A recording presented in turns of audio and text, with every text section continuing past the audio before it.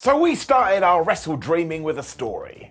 I flubbin' love it. Also, hello my friends, and welcome to Ups and Downs. We have to be super quick today, because it may have been a WrestleDream, but it was a damn long show, which I suppose it needed to be, because if you're going to sleep and dream, you need a good 8 hours. What?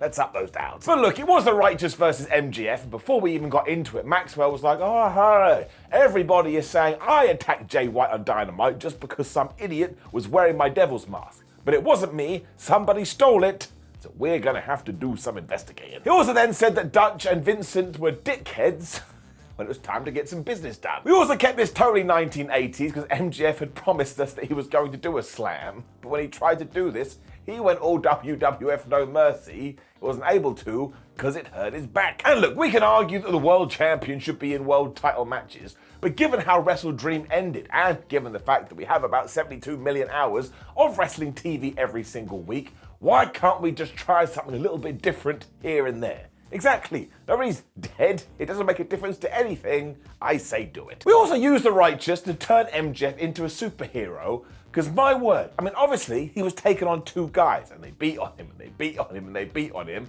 and they gave him all of their moves, and he just kept kicking out. So again, if you want to make the world champion feel like a big deal, mission success. The best part, though, is that he is still a scumbag. I mean, he's our scumbag. He's told us that 1,000 times. So as soon as the referee wasn't looking, he just grabbed Vincent's, well, balls, testicles, penis. You can call it whatever you want. As soon as the ref did turn around too, he took Vince's head and essentially put it into Dutch's ass, which is what he said he was going to do. When he hit the kangaroo kick, he hit the heat seeker, and not only did he get the 3, but he put his feet on the ropes. This man is the best. So he is definitely one of the top guys in wrestling right now, and he's only going to get better. And I just thought this was the best way to start things, put you in the right mood, giving it up. As did Eddie Kingston versus Shibata. I mean, the whole time I was just going, how is this happening? I mean, one of these guys isn't even meant to be wrestling anymore. Eddie was also defending his New Japan Open and Ring of Honor world titles, and that kind of tied into the narrative too, because the commentary team were like, wow, Shibata, he's applying a lot of submissions here, and Eddie keeps using the ropes. But if it was a pure rules match, because of course Shibata is the pure rules champion, he wouldn't be able to do that, so let's all point the finger at him. If nothing else, I just love the fact that Kingston is getting to fight all of his heroes right now. Sometimes you can look past the grappling and just enjoy the human side. You're a human, I'm a human, unless Luchasaurus is watching. He's a dinosaur, but he's been through a lot too. I mean, he lost his entire family. I also freaked out when Kingston gave Shibata an exploded suplex. I thought we were supposed to be protecting Shibata's head here. And of course, at the start, they just chopped each other for a while. And they continued to chop, so you got this noise. When they were done, well, they went back to chopping. We also got a Shibata kick out at one towards the end of the thing, which I did enjoy, when they traded back fists, which sounds terrible, until Kingston gave him the ultimate back fist, and he gave him the bomb of power, 1, 2, 3. It was also warm and fuzzy and tum-tum stuff after this, because Eddie Kingston raised Shibata's hand, and they played his music, because he understands he's a legend, and he probably also understands that he just beat this man. I mean, this is like me putting in a match against Batman, and I beat the Dark Knight. I would be happy forever, and I like happiness. Well, we proved that both Kris Statlander, Julia Hart, and this TBS title are super duper over. Yes. Because it was time for this title match, and let's just go through the nitty gritty. Kris Statlander is just a great champion right now, and this Julia Hart, she has seized her opportunity, and she just keeps getting better and better. I mean, you love to see it. It's like we're all part of a journey. Kris also played power to begin with when Julia Hart came back with a Hurricane Rana. When she decided, actually, Kris, I think you should be on the outside. That's where she put her. It looked like it was going to be a bad move because once again, Kris used her power to basically carry Julia Hart around until she came up with her plan and she just hurled her into Barry Barricade. Now, if you didn't see yesterday, we did put the Barry Barricade funeral live, and I can't believe he's gone. Point, I can't even look into the camera. This also meant that Hart was then able to work over Chris's back when she even applied the abdominal stretch, which is actually going to be the theme for the evening, 1980s wrestling for life. Kris then fought back with the least devastating move in all of sports entertainment, the Blue Thunder Bomb. Did it work? No, of course it didn't. It never does. It did lead to this great spot though, because Julia went to go and spit the mist in her face, but Statlander just smacked it right out of her mouth. But I tell you, Hart used it as motivation, and she hit that wonderful looking moonsault that she is beating everybody with, and I bought it. I thought it was going to be the finish, but it was a 1-2. She then tried for the Heartless, but Statlander was having none of that, so she hit the Sunday Night Fever and she got the 1-2-3. I just thought this did the world of good for everybody involved. Now, of course, Kris Statlander will continue to rise, but let's make sure we do not forget about Julia Hart, because she has so much damn potential, and her character rules are when we went nuts. Of course we did. Because it was the Young Bucks versus the Guns versus the Lucha Brothers versus Hook and Orange Cassidy. And I think in the back they must have all gone, let's just go out there and have a really good time. Don't know why they sounded like that, but by Jove they did. It basically went strike, super kicks, tag move, tag move, tag move. You come at me, I'll reverse it. Whoopsie daisy, ups and downs, let's keep going. This is when Phoenix started to struggle though. And while I do believe this was planned, I do not think the man is in a very good condition, because if you can believe it, he too got hurt in that damn cursed John Moxley match. So at one point it was like, nope, my shoulder's gone. The doctors came out, they took him to the back, and we didn't see him again. I really hope he is okay. What the flub is going to happen with that international title? The Guns also made sure to whoop him when he was leaving, because they're terrible people, and they attacked Penta too when Austin and Colton were trying to pin each other to win the match. The ref was like, well, no, you're not allowed to do that, and they were so annoyed. Look, I've been saying it for a while now. These Guns totally get it, and they are gonna fly. We then had this moment between Hook and Matt Jackson, which I really enjoyed, because I was like, keep giving me the newness, especially because they got involved in a Northern Light suplex battle. I was like, I don't think I've ever seen that before. Orange Cassidy then realized he wasn't doing much, so he hit a dive, and I was like, oh, thanks so much for that, Orange. Otherwise, the aliens were going to attack. He definitely didn't have to do that. He's saving the human race, and he ain't even human. We also played with the formula here, because Hook was getting whooped so bad, he had to tag in Penta. You know the deal with the masked man. He just busted out all of his wonderful moves. But you were like, listen, you can't win here, you by yourself. It was true too, because Austin kept saving Colton and Colton kept saving Austin. So once again, the Guns were totally smashing it. When Hook returned, and he had the thing won with the red rum, when he locked it onto Austin, when Nick Jackson decided, I know how I'll break this up, I'll do a 450. No, it's like having a conversation with someone, and you're here, and they're right there, and they say, how are you? And you get a megaphone and go, I'm fine. It's like, you know, you could have just said it normally, but okay. Penta and Nick then came together to do this Fear Factor Slam combo, but actually the Lucha Brother had made a terrible mistake, because he was then totally isolated. The Young Bucks hit the BTE trigger, and they got the 1-2-3. So look, this makes all the sense in the world. It is not 2 + 2 = potato, because it means we can do the Young Bucks versus FTR round 4, and this is the position that Matt and Nick Jackson should be in. I mean, they're pretty flubbing damn good. This was just a joy, giving it up. When we went the opposite direction, because not only did we get super violent, but we gave someone a much needed win. Now, I was so excited about this too, because it was Adam Page versus Swerve Strickland, and these two people are so damn smart, because they must have known, look, we're in Seattle, Swerve is going to get cheered, so you can go out there and be the babyface, even though you'll be dastardly, and either Cowboy will be the heel, even though I'll be the valiant one, and it was just absolutely brilliant. They also went mad as we had tilt-a-whirls, fall-away slams, and the fastest head scissors you've ever seen, and when Hangman kicked up at the end of that, everybody just went boo. They weren't saying boo-earns. Adam must have also been annoyed that later on his name was going to be sullied even further as another Adam joined the company, because then they were brawling on the outside, and he threw Strickland into Barry Barricade, and he threw him into Simba the Steel Steps. I was like, what did they ever do to you? He also hit a moonsault to the outside when they got back in the ring. The Cowboy was like, oh yeah, I stabbed your head with a pencil, so he started to work over the hand. Once again, I was like, we've got a hand attack here. Somebody ring the Cartoon Network. Strickland then came back by hitting this amazing brain buster, and I was like, well, if you are going to bust something, it may as well be the brain. When we got into all the near falls and the 1-2-oohs, because Swerve was hitting the damn house call, and he was hitting his stomps, but he just couldn't keep this man down. Page then went for the Deadeye, but instead Strickland threw him into Tina the Turnbuckle, so the Cowboy was like, all right, fine, I'm going to bite your hand, meaning he was biting the wound. And this is when we got into this moment where you need to see the stomp that Swerve gave to Hangman Adam Page. Like, I don't know how they faked this. His arm was in this freakadicky position. How did it not break? It even brought the doctors out as Prince Nana was dancing around here. This is where Strickland just crushed Hangman as he came off the top rope into the ring apron. Honestly, this was so brutal. Hangman would not stay down though, so he reversed the JML driver into this horrible looking lariat and the buckshot. But of course, he didn't have any limbs at this point, so he wasn't able to make the pin. When eventually he did drape his hand over, Prince Nana just went, no, that ain't happening. And he put Swerve's foot on the ropes. But he did this right in front of the ref. The ref was like, you can't do that, you absolute goober. You gotta leave. This was just the ultimate tease though, because as the official was distracted, Swerve then got Prince Nana's crown. He smacked Adam Page in the head, but the cowboy was still able to kick out when Strickland was like, right, I'm done, it's finished. He hit the JML driver and he got the 1-2-3. What a massive victory this was, but also Swerve Strickland's face at the end, he was like the cat that got the cream. So it really did feel like something we're gonna look back on and go, holy crap, that was massive. And they are just two great wrestlers that AEW can do anything with. But also, let's get Swerve in that world title picture. Man is such a star, giving it enough. And it was the same for Ricky Starks versus Wheeler Yuta, and I will say, they had such a hard task following what came before them because the crowd was still into it, but they still gave us a really decent, fine, solid match. Jon Moxley was on commentary as well, and actually he did this a few times throughout the evening, and he just kept swearing.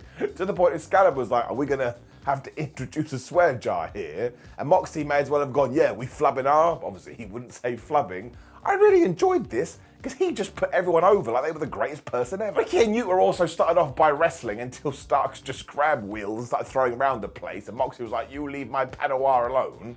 But I think Wheeler Yuta must have heard this because he started to come back when out walked Big Bill. Of course, Yuta couldn't handle the fact that he was a wrestler in the match. Another wrestler had appeared on the outside, so he totally forgot what he was doing. So Ricky Starks jumped him and beat him up. He also hit this bomb of power though. It had so much impact to it. When Rick fell to the floor, he also bounced around. And I watched that 4 times. On every occasion I was like, no, I don't get how they did it. He then started to laugh about the fact that the Blackpool Combat Club liked to use those elbows, which was the worst idea ever, because Wheeler was like, don't you insult what brought me to the dance.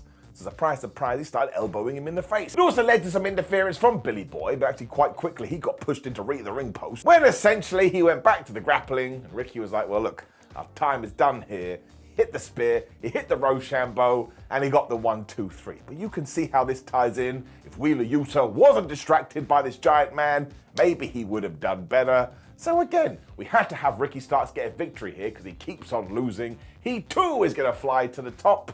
I just enjoyed this for what it was, giving it enough. However, I'm not sure anything this year will be as good as Bryan Danielson versus Zack Sabre Jr., because what in the flub was this? Now do not forget either, expectations for this were super duper high, because it was Bryan taking on Zack, and not only did they reach them, but my word, I think they may have surpassed it. It certainly helped that Moxley remained on commentary for this and just sold it like we are seeing history in the making here. When they got to the wrestling and they got to the transitions and the counters and the reversals, and on every single one, I was like, well, you two don't make any sense. Who the flub are you? Like 2 aliens that have come down from a wrestling planet to show us mere mortals how you do this. I mean, what are the switcheroos? I had to watch over and over again. And yeah, I don't get how they did it. But at one point, Bryan just wanted a hip toss, but Zack Sabre turned that into a Cobra twist. And from there, it was just escalation. Plus, they kept doing abdominal stretches too. The show was rife. We also at some point went for the most devastating move in all of sports entertainment, the surprise roll-up, into an arm breaker. And then the arm breaker went into the bell lock. Honestly, I was watching it like this. I was rubbing my eyes, because once again I was like, how did you do it? The moves then came and they were just exploding out every single one of them before Sabre decided, I'm going to start working your arm. So Danielson was like, well then I'm going to start working your leg. So once again, it was just like, I don't know, violent chess. Just to give you an idea of it too, Danielson then did the most violent dragon screw that you've ever seen in your life. Like, a dragon screw? What's happening? We then had Kimura's being broken up by headbutts when Bryan Danielson went back to that finish that he beat Okada with. But Zack Sabre Jr. must have been studying his tape, because he reversed out of that like he'd covered himself in butter. Like, I don't know what that means. Why is anybody covering themselves in butter? But he just slipped out of it, and it was smoother than my bald head. Zack was then trying to quite literally pull Bryan's arm off when they just started to slap each other. And that's when the fans went totally crazy, as did I. Honestly, only these 2 people could do this. And we're blessed to see it. Sabre Jr. then went submission crazy, and Nigel McGuinness, who was amazing throughout the night, was especially good here because he started shouting, Bryan, you absolute coward, you're going to have to tap out. And I think the American Dragon must have heard this, or must have felt deep down in his Tootsie Toes, maybe I have met my match, because he just went, well, I'm going to hit you with a running knee, and a running knee, and a running knee. If you think about doing anything else, I'll hit you with a running knee. It basically knocked Zack Sabre Jr. out, and he was able to get the 1, 2, 3. And afterwards, Bryan wanted a handshake, but Zack said no, so sure, we have to do a round 2. And actually, we kept putting over this idea, Bryan Danielson had to win with a strike, and not a submission, so surely we do a submission match. Now, seriously, I have not done this justice, not by a country mile. So to get the idea across, this doesn't just get an up, it gets a golden up. We are going to be talking about it for years and years to come. When somebody decided that we should have a party, because here came the Don Callis family with the most hilarious video you've ever seen in your life, and they were taking on Kenny Omega, Kota Abushi, and Chris Jericho.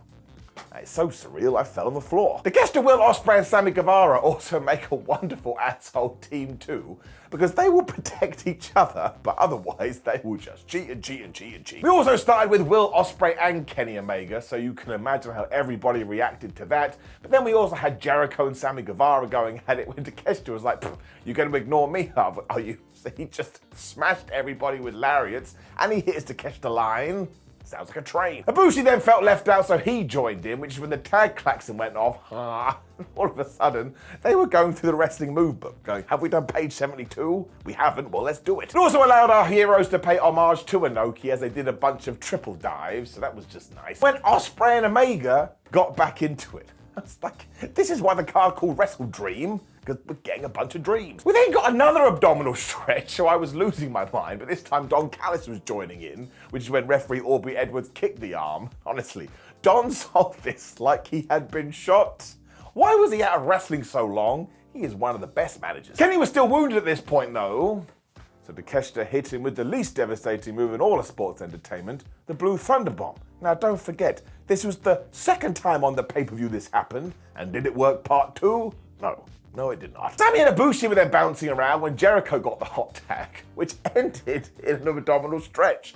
And of course, Kenny and Abushi were helping out because turnaround is fair play. But I was like, is that number 87 when it comes to the stretches of the abdominals? I mean, I'm fine with it, give me more. Abushi then got his own hot tag, and bless this guy because he continues to push it and push it and push it. And because the Golden Lovers were here, they started to do their traditional maneuvers. But if you've been watching them for years, you would have loved it. They also decided to do moonsaults because why the flub not when Takeshita once again felt slighted and he hit these German suplexes and everybody landed right on their damn heads. Takeshita and Ospreay were then about to hit double hidden blades where Jericho was like, well, if you're both going to run at me, I'm just going to duck and you can smash into each other, which is what did happen when Ospreay became the ultimate team player because Jericho was going to hit Sammy Guevara with the Judas effect, and Will took it for his mate. By this point too, Sammy had just decided to do 450s and shooting star presses and Spanish flies and whatever else he's got up his arsenal. When Abushi was back, he just started to no-sell everything. Honestly, it was really, really good. Because Ospreay was down at this point too, he just started grabbing the referee, which means she totally missed the fact that Jericho had given Guevara a hurricanrana off the flipping top rope and he had the 1, 2, 3.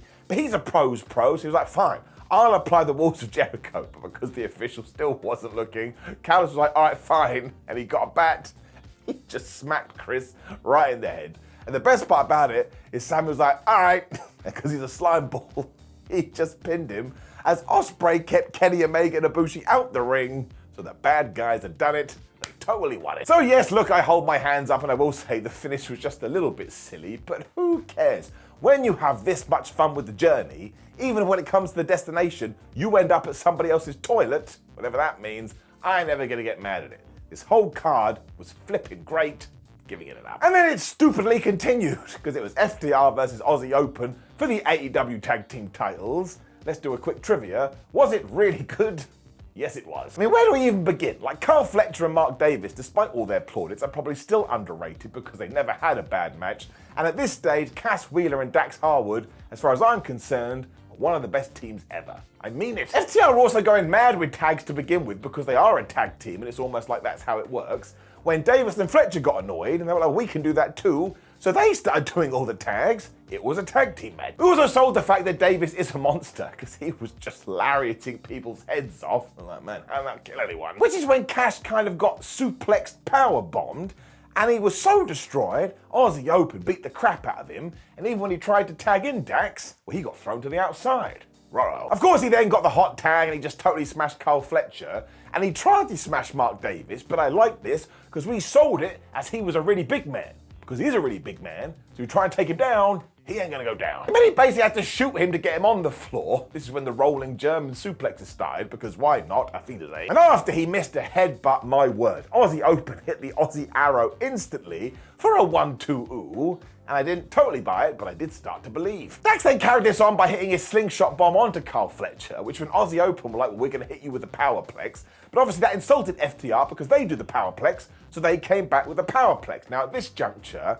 Mark Davis started selling his wrist. Hope it is okay. But if this was a sell job and he was working, more power to that guy, I totally thought he'd broken it. Challengers carried on regardless, and they went for the Coriolis, but Harwood stopped that, so Aussie Open were like, okay, well if you're not gonna let us do our move, we'll do your move instead. They actually hit the Shatter Machine. This also meant they opened the door to get the Coriolis, and my gosh, that was another great 1-2 ooh. Now by this stage, I knew that FTR were gonna get the victory, what a flipping roller coaster. I mean, Dax just broke that up at the last damn second, and he saved Cash Wheeler from getting a spike pile driver, so FTR started dishing out the spike pile drivers when they gave Carl Fletcher a super shatter machine. Like, they threw him off the top rope, and his face went right into the knees. That was a great way to get the 1-2-3. FTR are still your champions. We're now gonna do the FTR versus the Young Bucks, which gets me excited. Look at my damn head.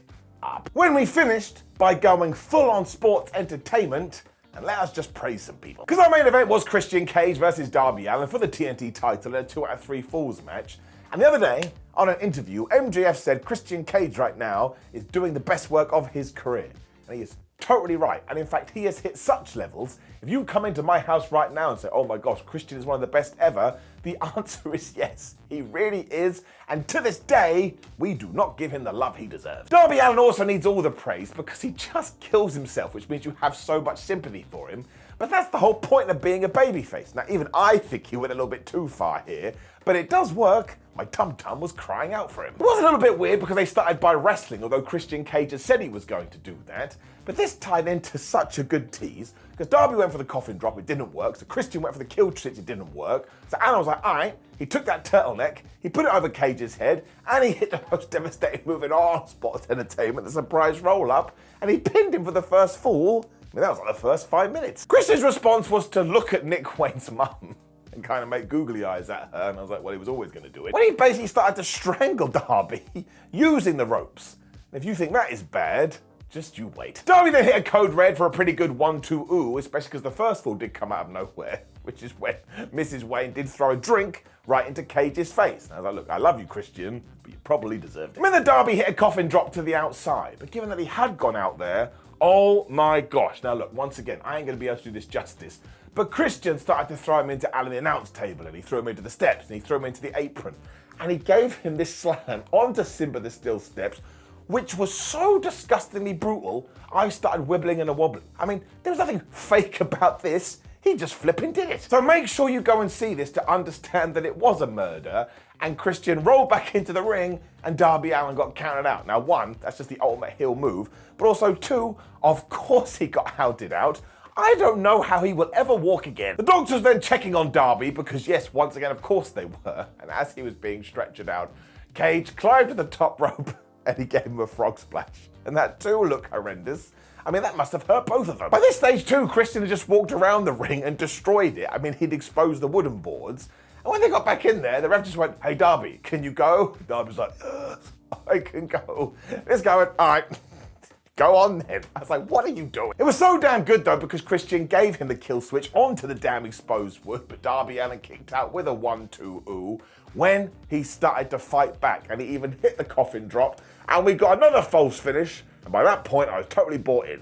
What am I doing? Christian then went for the spear, wink wink nudge nudge, when he accidentally took out the referee. And I swear he planned for this, because instantly he hit Darby in the balls, and then by magic, poop, he was holding the TNT title. This is when Nick Wayne ran out and was like, no, you ain't doing nothing with that, and he took it away from him. You could see what was coming here. Like, you could see clearly, but still, it just makes all the sense in the world, and I don't even know why. Because he was like, man, I'm gonna do this for my family, and I'm gonna do it for me. When he turned, and he smacked Darby Allin right in the head. That's right, Christian Cage has manipulated him. It must have been all part of the plan, because Cage then woke up the referee and he got the 1, 2, 3, which means we now have a new faction of Christian Cage, Nick Wayne, and Luchasaurus. I didn't know I needed that in my life. It got even better too, because Christian kissed Nick on the head, and I was like, oh man, this is going to be great. When, of course, they all started to beat up Nick Wayne, so out came Sting. And I was like, Sting, you need to get out of here. Some people think you're Darby's dad, and well, look who's in the flubbing ring. Brought out Luchasaurus, and because he's a dinosaur, he ate everyone alive, and then Stinger didn't see that coming. And just as Christian was about to hit the concerto, out went the lights. Honestly, I made so much noise. We then cut to a secret person driving through the streets of Seattle, and this is why it was so damn good. Because if you're into Alter Bridge like I am, you knew the music playing was another Alter Bridge track. So instantly it was like, oh my gosh, it is him, it's him. But it didn't matter if you didn't know, because if you did know, you knew, and if you didn't, you were about to find out. Because it led to flipping You Think You Know Me. And Metal Lingus played, and honestly, this is one of the greatest pops I have seen in ages. Edge, or the rated R superstar Adam Copeland, made his debut at AEW. This is why it's so damn good. Don't you come into my house like, oh man, AEW, WWE. We want all of them. Jay Cargill going to WWE, excellent. Adam Copeland, of all people, flubbing Edge, coming to AEW. It just gets you so damn excited. I mean, look at me. Also, if you're wondering too, the reason why he can be called the rated R superstar is because the trademark for that lapsed on WWE said in 2020, and nobody thought to renew it. You know what? I say good. I need more of the crossover. It drives me mad. He then pretended he may join up with his best friend when he didn't, and he whacked Nick Wayne with a chair. He took out Luchasaurus. He was busting out spears, and Chris was like, well, I ain't having any of this. He just walked off. Man, I'm so damn excited. Christian versus Edge, we'll call him Edge for now, but Adam Copeland, potentially done right. That could be my feud of the year. Don't forget how massive this is too, because Adam Copeland debuted in WWE in 1998, and it also meant that WrestleDream, what an appropriate name, ended with Nick Wayne, Sting, and Adam Copeland all shaking hands. I was like, man, I tell you, I must have done a bunch of drugs. So he just left me an absolute ball of excitement, to the point it doesn't just get an up, it doesn't just get a golden up, it gets the platinum up. I tell you, the best thing about sports entertainment is people debuting like this. I mean, they have so much cachet, and now he can have a bunch of new feuds. It's the best damn ending we have had in ages. I absolutely loved it. And of course, WrestleDream overall is going to get it up, and if you do have some money to spare, I cannot recommend it highly enough. I mean, it was long, but it was so damn fun. Now, please do like the video, share the video, and subscribe. Leave a comment below and let me know what you thought about the pay-per-view. Click the video on the screen, which is ups and downs of a collision. You can have an AEW journey there. Go to whatculture.com. We'll keep you up to date. Follow us on social media. And now I must rest. It's not true. I have a busy, busy day. But wrestling never stops, so neither do I. Simon Miller, wrestling reviewer, superhero extraordinaire. Once again, I've let myself down. Goodbye.